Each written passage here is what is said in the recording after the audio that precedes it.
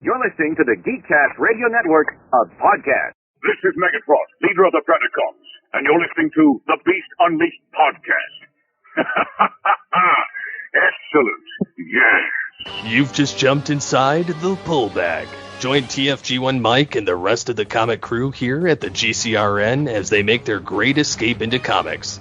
From DC, Marvel, and Image to IDW, Boom Studios, and Zenescope, we have everything right here. We cover things like Transformers, He-Man, superheroes, TMNT, and Radiant Black. Yeah, we have all that and so much more. It's all inside the pull bag here on the Geekcast Radio Network. So, without further ado, it's time to talk about the comics we're reading right now, here inside the pull bag. Hello and welcome to the pull bag. This is also all things Transformers, folks, because we are going to have a beastly time. That's right. The pull bag, episode 417, and all things Transformers 200th episode. Welcome to the 200th episode club, Steve. Yeah, well, I've been there before. Have you? Yeah. With what show? Altered Geek. Oh, that's right. Duh. Yeah, I'm closing in on 400 there. Yep. And hopefully by the end of the year, I will hit 500 with the pull bag. Anyway, we're here on the inside the pull bag on all things Transformers. We are back with another Beast Wars comic review from IDW Publishing. We're going to be covering issues 4 and 5 of the ongoing, written by Eric Burnham, art by Josh Burcham, lettering done by Jake M. Wood. This is Savage Landing Part 4 and 5. What did you think when you first picked this up? Well, I've been enjoying the series anyway, and it's definitely going in a different direction, plus the insertion of Nyx and Scold, although Scold's very minimal compared to Nyx at this point in time. So I'm very much loving it. Absolutely. So this storyline I'm enjoying because it's totally different. It's even though you're getting the familiarity of the characters, you're getting a new injection into it that's not tonally different from what you would see in the show. Mm-hmm. Although it's putting a little twist on other aspects of it because of the insertion of Nyx and Scold. Although Scold is not a very important part in this volume, whereas Nyx is, and it's part of the Dinobot switching arc. Sides. Yes. Yep. Yeah, I love this. I think this is cool. Once again, I love the art. Josh's art is awesome. I love the character depth that Nyx is given. I kind of hate her computer, though. Her computer is kind of being a bully to her a little bit here. I don't know. It just doesn't... It doesn't bother me, to be honest, but that's more so because it's showing a lot of what Dinobot has to go through. Of just yelling at his internal computer, sporadically throughout the series, as well as some of the other characters. Right, and I do agree. It just, I don't know. I can't hear. Okay, so the computers, the Maximum Predacon computers, were done by Ian James Corlett and Elizabeth something. I forget what that voice actress's name was. Anyway, they were a male and a female voice, and I just can't hear Ian's voice as Sentinel in my head as this computer gets a little snarky with her. Like, I can, but that's because if you watch A Better Mousetrap, mm-hmm. where Sentinel's going on the fritz because Rattrap and Dinobot get into it, and Dinobot launches his blade into the computer. That's when you end up with a little bit of, snark in Sentinel, at least initially. Mm. So Nyx can't use her primary mode. Nyx can't use her flight mode. Nyx can't use her weapons because of the transformation lock lens and what Tarantulas has done to her in his torture of her. she's a bot that's on kind of her last wings. And then she runs into Battlecat. Who knew we would get a Masters of the Universe Transformers crossover here? Like, seriously, as soon as this Earth animal, Sabretooth, whatever he is, as soon as this green cat showed up, I'm like, hey, that's Battlecat. It very much looked that way. Yeah. There are two specific panels, one where he crunches the tree, and the other where it's a full and he's like swinging at her like he's coming at her. Those were the two things where I was like, when's He-Man going to show up in this? I was like, when is she going to get turned into mincemeat? Because it was coming. Oh, it was coming. If a certain Predacon didn't show up, and Dinobot shows up, and I love the way Josh is drawing him, the style, the color. It's Josh's own style, but it's very cartoon accurate. Which is funny because for somebody like me who's like accuracy or death, I mean that's very much how my mind goes with Transformers and Beast Wars, and you'll hear our thoughts on Kingdom when we're allowed. Yes, but I'm very much a stickler for things not changing. As much as the G1ers are like, no, you can't change this. It's been like this forever. You can't. I mean, I'm allowing like some changes because things do change and things do evolve. I just don't like certain aspects. And so here I find it hilarious because Dinobot has this stylistic view, like this totally, more outstretched, elongated version of him, less menacing looking. Yeah, he's very lean. Yeah. He's very lean, and it's simple, but you get a lot of the detail anyway. And so I find it hilarious that I'm enjoying all of this art as much as I am.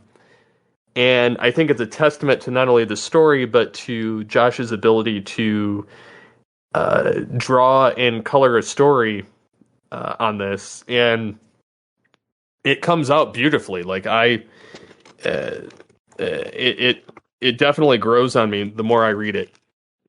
Yeah, every issue, I cannot wait to see the interior panels of this. I absolutely love it. I love how simple the backgrounds are, because that way it makes for the characters to stand out. Like I said, with the cat that attacks her, the whole open paw attack, frontal attack that the cat's doing. You don't need to see detailed background. You need to see action with the cat.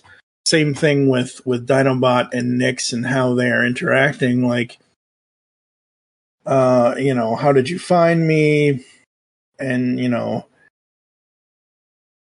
and he basically tells her she stinks, and he's like, I got a really big, really good sniffer. It's kind of funny. And then she gets this giant shock, and because she's gonna go offline essentially, if she doesn't get help soon. And the background is just a light blue color, but it's all of this, lightning and electricity around her that I just love. And the next panel is her kind of crossed over, not keeled over, I should say, and again, Dinobot is there, but the trees and the bush in the background, the colors are there, but you don't need to see every single piece of bark on that tree. You just need to know there are trees there. And that's what I love about this. And then Dinobot has the argument with her computer. So there is that. Well, and what's beautiful about that is he basically outmaneuvers it vocally to help him save her without necessarily compromising her. Yep, exactly. Which is so good.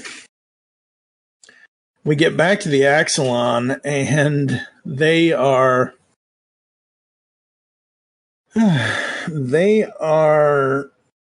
worried about Nyx, and they're trying to track her. They've basically stopped working on anything else other than trying to find a way to track her. And they talk about sharing information. They talk about the Pax Cybertronia. They talk about how Maximals and Predacons have been at peace for eons. Well, not anymore, Rhinox.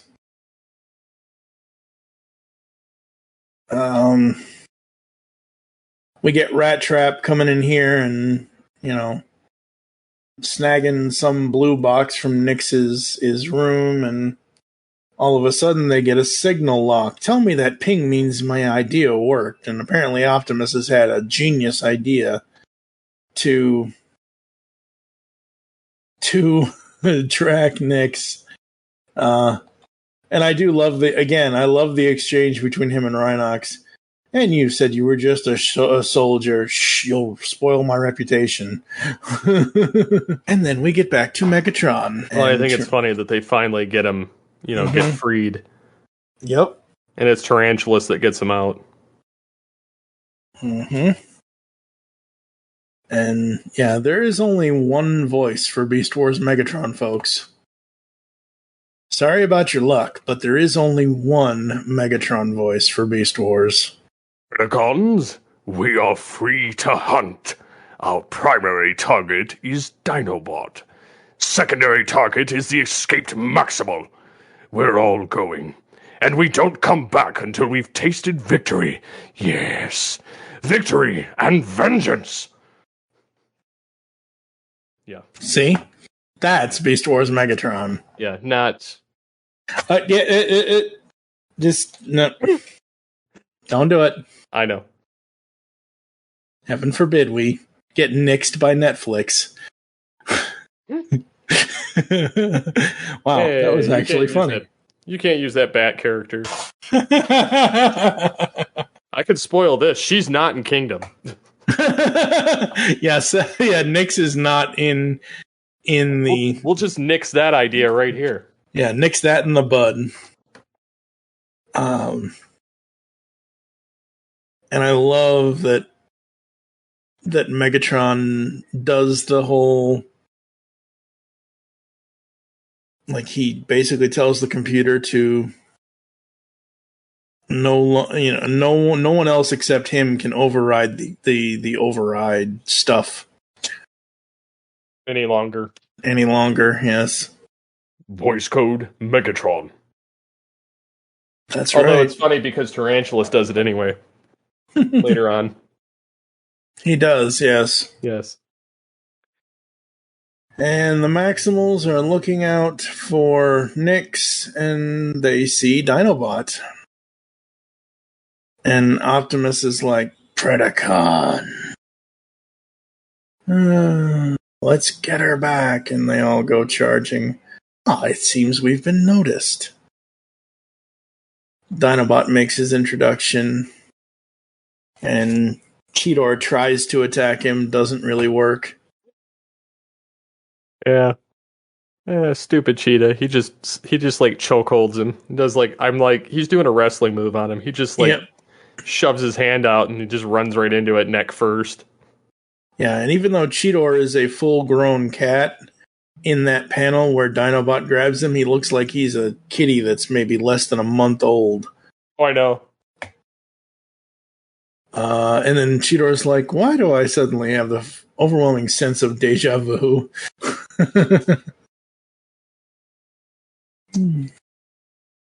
And we get the line, well, that's just Prime. We find out that Dinobot wants to join the Maximals. We find out that, that's what he wants to do, and that's kind of where it ends. Like, this issue, I formally request to become a Maximal. Now, I said this off air, and I'll say it here on air. The reason why we're doing these two parts of this 6-issue-long arc here is because when I first read this, I got to this final page, and I'm like, wait, that's it? Like, I was expecting another panel, another page, something.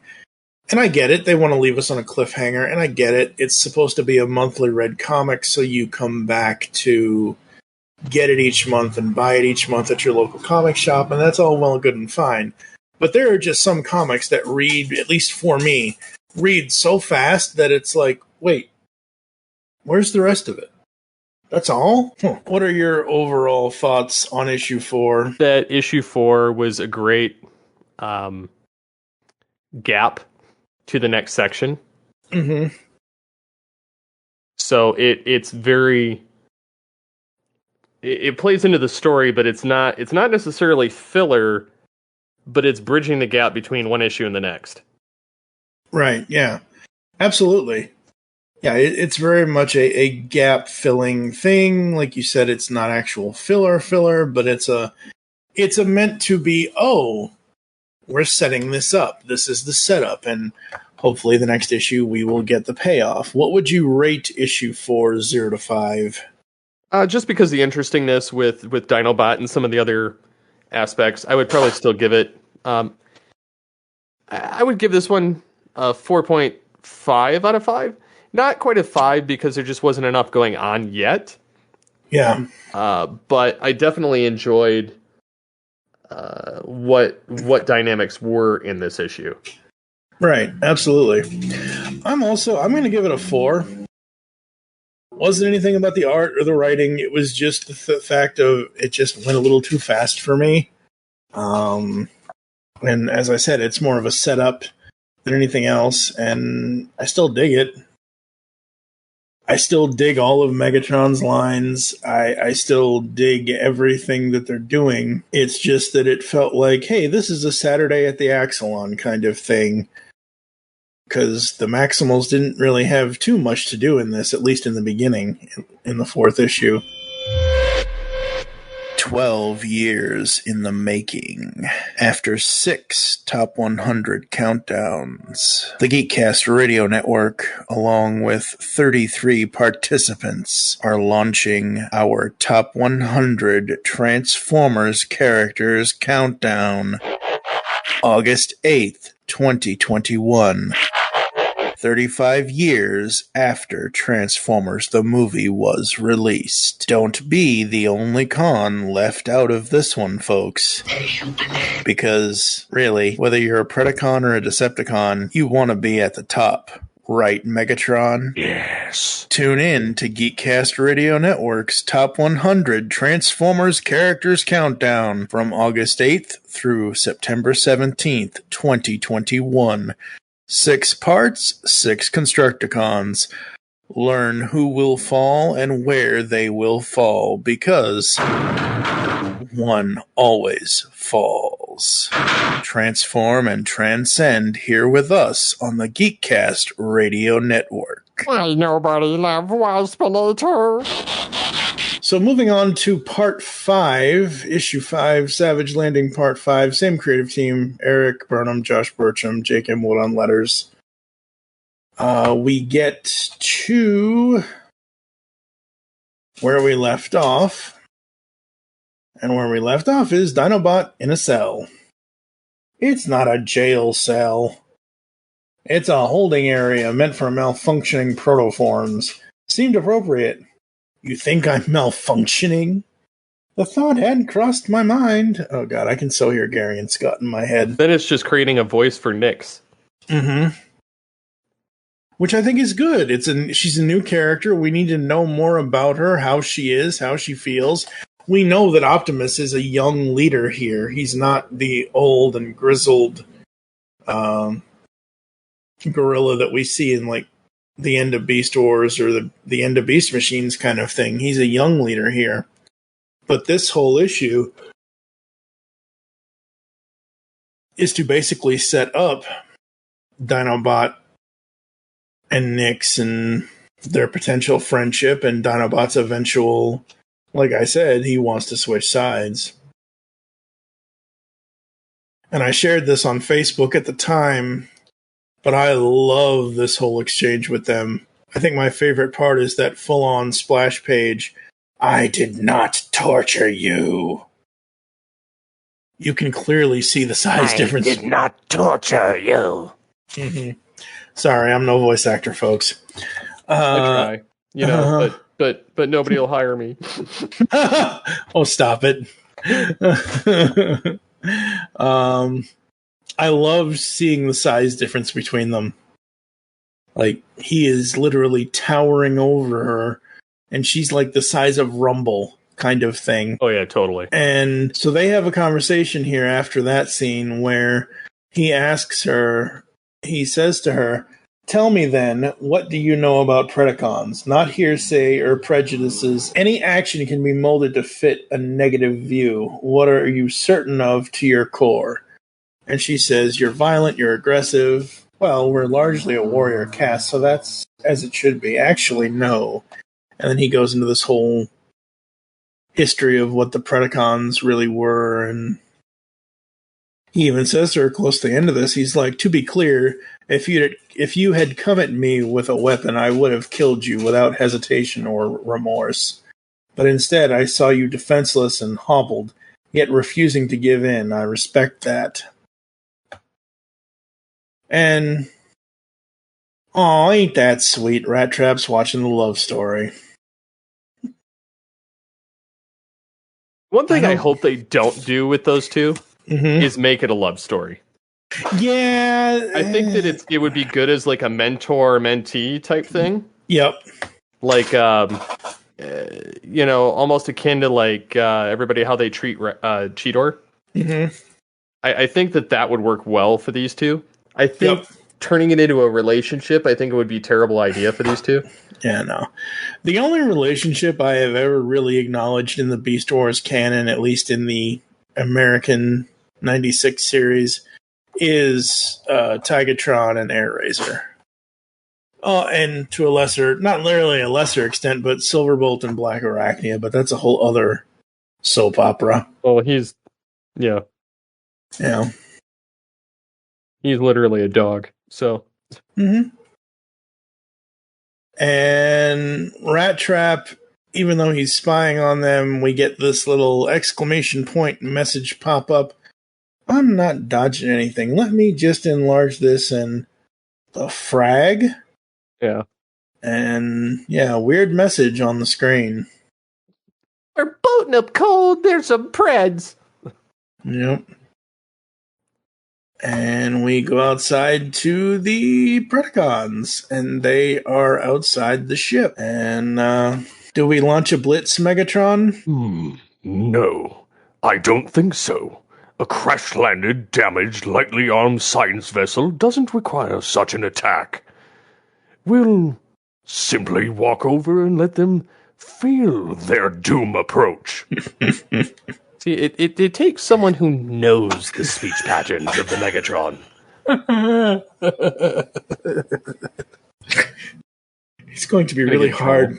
Yes, you are. Don't get in trouble. Please don't. That's why I'm like, I'm doing it within the confines of a comic. Yes. That's right. And Rattrap assumes Dinobot called them. And the shields never got fixed, so... Well, they haven't invented Sentinel yet, so... Well, true, but they did have shields even before, like... I remember, and again, I know we're drawing allusions to the cartoon itself, but the very first episode, I remember Cheetor. "Shields are doing a major fade!" That's right. I'll throw that audio in here somewhere, but shields are doing a major fade. Like, they always had shields. They didn't always have Sentinel. But, well, they had shields before they crash landed. Right. They didn't really have a security system anymore once they did. Yeah, that's true. And, it's the Beast versus the Beasts. That's always a good thing. I love what Megatron sets Tarantulas to do, though. Tarantulas, break away from us and sneak inside that ship. Set a self-destruct. I want to see their spirits crushed when they lose everything. Figure something out. Yeah. I just love Megatron's scheming maniacalness, how he comes out in this. Mm-hmm. And then he barks orders at everyone. And Josh even managed to capture Megatron's dinosaur fingers, where he touches the points to the points. Mm-hmm. Yep. When he's contemplating and he's getting like braggadocious. Yep. Even when he was the Transmetal T-Rex did the same thing. And so it's funny when you can actually visualize this in the cartoon. Attention Maximals! I am Megatron, future ruler of Cybertron. And then he's doing the little thing with his fingers. It's just hilarious to me. Mm-hmm. It's so good. So good. So we get the introductions, and, we get Predacons terrorized. They all transform. And we go back to Nyx and Dinobot. What was that? What was what? Computer, what's the source of the noise outside the ship? Predacon attack! Predacon attack! What? Let me out. It's almost like the wipe them out, all of them, is what I kind of see. Yeah. Yeah, she's very hesitant to let Dinobot out, but the Maximals are not doing so well against the Predacons. Well, and to be honest, Dinobot's as good as dead as soon as Megatron gets his hands on him anyway. Well, true. So. Meanwhile, Rattrap's inside the ship trying to fix all the shields, and Tarantulas is right behind him. Creepy 8-legged spider. Ah, yes. Sorry to steal your line, Bossbot, but had to do it. And Rattrap does outsmart him for the moment.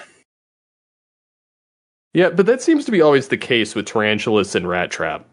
Yeah, Rattrap always wins, yeah. He always bests Tarantulas. Yep. And Tarantulas is always the one that's at the brunt end of a laser shell or an explosion or the wrist-mounted belly bombs or, just Tarantulas just can't hold a candle to that. Mm-hmm. No, he can't. Hey, String Butt, here's a couple of belly bombs with your name right on them. Eat them and wheat. That's right. Oh, no! I think my favorite panel, even though I've loved a lot of the panels in both of these issues, my favorite panel in this entire arc so far is the Primal Megatron face-off, where Megatron says, "There's only so long you and your lackeys can hold out before death comes for you. And it will come, after all. No one defies Megatron and lives." And then I love Dinobot coming out. Mm-hmm. And that's how the issue ends. Holy crap. This one was awesome. I love every minute of this. I think it is so cool. Well, the action, the pontificating, the transformations were there, the fights, the twists and turns. I mean, it was all there. Yeah, absolutely. The writing was there. Everything was there. It's setting us up for God knows what. Well, I know in the next arc they're going to have Black Arachnia. They've already teased that. Yeah, no. I know that, and we're actually going to get to that because I actually have issues 6, 7, and 8 pulled up, and we'll get to those solicitations here in a few moments. But what I'm saying is at the end of this, throughout this both of these issues, issue 4 and issue 5, like I said, issue 4 was kind of the setup. Issue 5 was kind of sort of the payoff, but it still left you wanting more. And between the action, between the moments with Dinobot and Nyx in the maximal holding chamber, and all of that, it's just so good, and it's entertaining, and it's Beast Wars done well. Well, I will say this, for the Beast revival and for the 25th anniversary, this is probably the closest you're going to get if you're a diehard fan of the original. Mm-hmm. Because let's face it, they're bringing it out with Kingdom. They're bringing it out with a new movie. No matter what direction they go with it, you're probably going to be displeased with the other two if you're a fan of Beast Wars, whereas this is, I feel like you're pretty solidly safe. Right. Yeah, absolutely. And no, I'm between Eric's writing and Josh's art. It is so fun. So much fun. Issue 5, what are you going to give it? 0 to 5? This one I'm going to give a 5. I really enjoyed it. I loved the dialogue. I loved the banter. I loved the fighting, the transformations, the small details. I mean, I even mentioned Megatron's fingers touching. Mm-hmm. Yep. Most people would just kind of not, gloss over it. He's got the little minute details. You can tell how much Beast Wars means to Josh. Yeah. Absolutely. I am also going to give it a 5. I really dug it. There weren't any moments. I mean, I'm not going to take a point away for the fact that I don't like Tarantula stalking his prey. That's what he does. I get it. I'm over it. He always does that to Rattrap, and he always loses, which is the great thing to look forward to, is the payoff when Rattrap finally does give Tarantulas his own. Yep, absolutely. All right, folks, coming up for Transformers Beast Wars from IDW Publishing. This will be released later in July 28th, issue number 6, Savage Landing, Part 6. It's a siege on the Axilon as the Predacons attempt to end the Beast Wars before they even begin, by bringing down the Maximals and their base, as Megatron and his loyal, troops launch their assault. One bot on Optimus Primal's ship decides to put it all on the line to help the others turn the tide. And then coming up August 25th, 2021 is the next arc, Transformers Beast Wars number 7. This is written by Eric Burnham. The art this time around in this arc is going to be done by Winston Chan. Pod Part 1. After their first explosive battle, both the Maximals and Predacons have allowed a lull to refresh and regroup. But when the first protoform pod comes down and a new entrant to the Beast Wars enters the fray, things are going to change in a major way. But whose side is Black Arachnia on? Dun dun dun.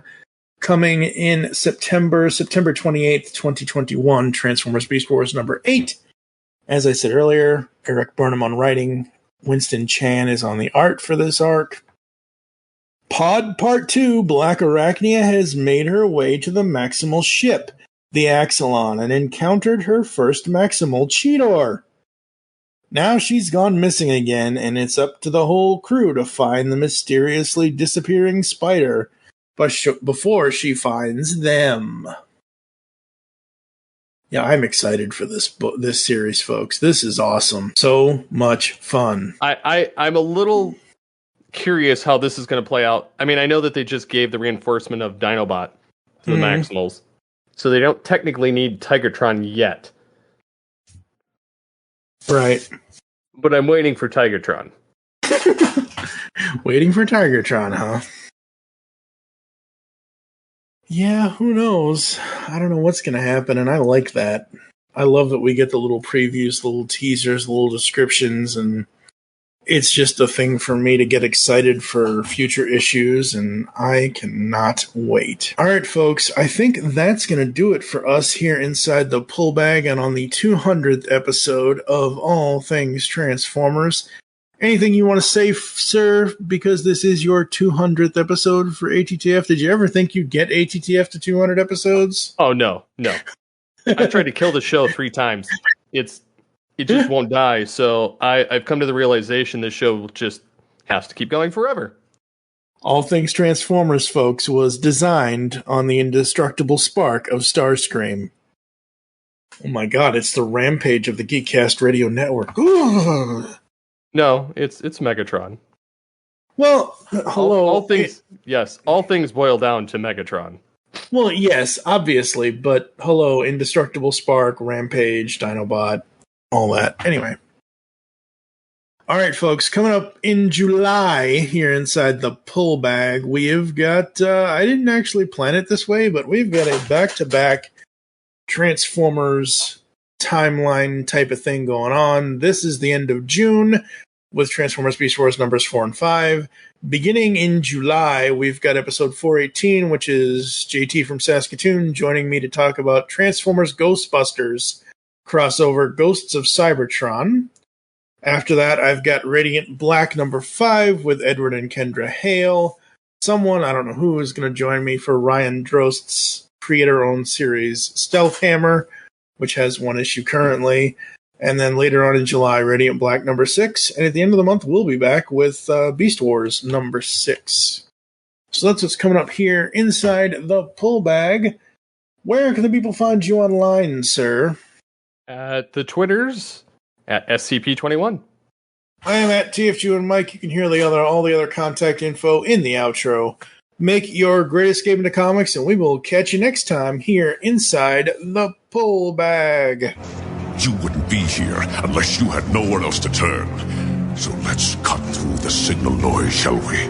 You've just heard the latest episode of The Pull Bag, the GCRN's first comic review and discussion podcast. There are several ways to get in touch with us and leave feedback for the show. You can visit the website, geekcastradio.com, where you can comment on the episode and all of our different podcasts.